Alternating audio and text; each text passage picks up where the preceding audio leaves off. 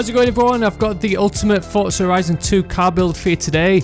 I went ahead and blew all my money on the $1 million Lamborghini Veneno, then modified it into a mad track racer. First things first though, don't pay too much attention to how the car looks on this white background. For some reason the cool flip colour doesn't really show right, but you'll see in a moment that the wheel colour and everything does actually match up nicely.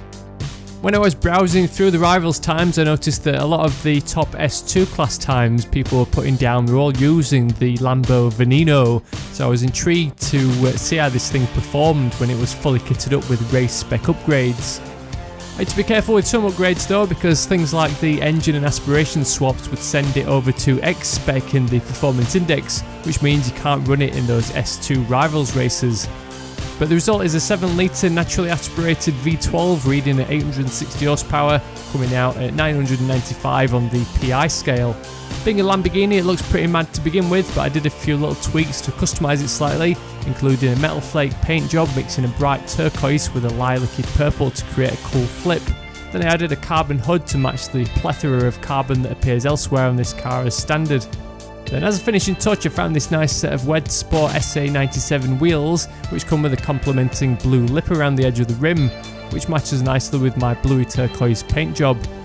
These are also lightweight wheels too, which adds that little bit extra to the performance.